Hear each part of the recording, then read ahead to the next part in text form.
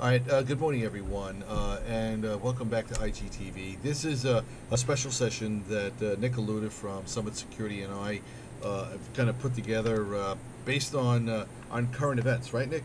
Yes, that's right, Joe. We've got Osama bin Laden now has met his maker.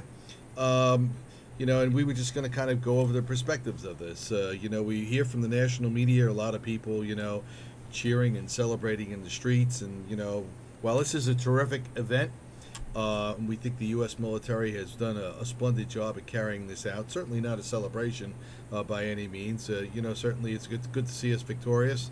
The Navy SEALs went in there, and boy, they did one hell of a good job. I'm very, very proud to be an American these days. Why don't you give me some of your perspectives on it? What do you think, Nick? Yeah, Joe, just to echo some of your sentiments there, my company, I know you know, but many of our viewers might not know, Summit, we used to provide security guard services at the World Trade Center. We ended up losing 11 of our employees, some close friends. So definitely, as you said, this is definitely a great event. It doesn't bring back people, it doesn't stop the pain, but definitely would kind of bring some closure to the event. And, speaking for myself as a former veteran of the war on terrorism, being a former army officer, having deployed several times over there, it definitely brings a sense of pride in our military's resolve to get the operation done. But as you and I talked, I think some of the biggest takeaways from this is this is without a doubt a great event. But we need to make sure that everyone's staying vigilant. The mission is not over. And we've seen for some time, just based on the military's presence over there and the repeated attacks and the Predator drone attacks, Obama's kind of Osama. I apologize. Osama's kind of been constrained in his operations and his ability to operate. So the biggest fear, I think, right now is for those lone wolf organizations or those extremists that have been motivated by the internet or through the web, being able to try and take out attacks on their own. And I think we're going to I see an agree with you increase. there. Yeah, I think you're absolutely right there. I didn't mean to step on you, but No, go ahead. we've talked about this. It is those those lone wolves that, as you would, those single cells that are hanging out. And I think people across the country may think, well, listen, that's all the way over in Islamabad, and that's not necessarily the case. All right, these people take Right. onto airplanes like it's going for a bus ride or a Manhattan trolley ride. They think nothing of jumping on an airplane and landing in Kalamazoo, Michigan, or wherever it may be here in New York City or anywhere around the country. And we do know, from one of the takedowns with NYPD and the FBI as recently as last February. There was an individual that was going back and forth from New York City to Denver, Colorado, Right. like he was taking the F train back and forth to work every day. All right, and he was located with a mosque here in Queens County, as a matter of fact.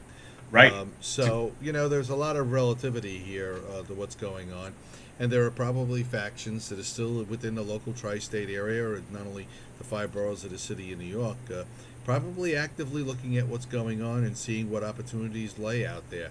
So it is very important, especially in this transition period, right after this guy is put to rest firmly at sea. Right. Right. Which is I don't think you could have a smarter plan on putting him to rest at sea, so you don't have a site that can be used for martyrs to kind of create that as a new holy site.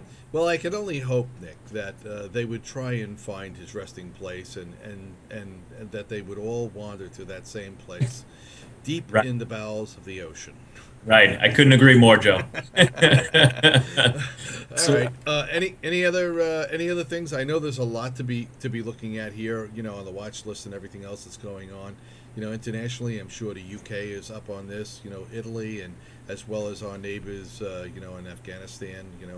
And right. certainly in Iraq. There's got to be antennas are up all over the place on this. Right, right, and you're exactly right. UK's raised its security level. We've done that so in the United States. I think the biggest point, though, to take away from this is that it's sometimes the small tip on suspicious behavior that causes one of these extremists or lone wolf to be prevented from carrying out an attack. You know, you look back in 2005, 2006, it was someone identifying a car coming over from Canada that didn't look right, that prevented a LAX bomb plot there. It's sometimes those little tips when someone sees suspicious behavior and being able to report it so the authorities can get on the case. That's what leads to prevention here. Yeah. It's not always just investigative. It's sometimes those tips that bring it in. Yeah, no, it's a good idea. And, the other thing, I know we're short on time here because you've got some stuff going on there. It was interesting to hear Congressman Peter King speaking the other night about how this, the interrogations actually led to one of the couriers who actually led to this mansion, if you would. Right. So that was kind of interesting. I'm sure that will come up back on a national debate, national discussion, politically as well. Right. But it's good to hear from you. Any closing remarks before we go, Nick? I think just what I said last, stay vigilant, report suspicious behavior. That's the way that we can continue to make sure these lone wolves have no avenue to try and carry out some of these extremist actions. All right, terrific. Nick, thanks. Appreciate you coming on for just a few minutes. And give our best over to everybody over at Summit Security. I know this has a special place with them over there. Will do. Thanks, Joe. Thanks for having me on. All right, take care now. Bye-bye.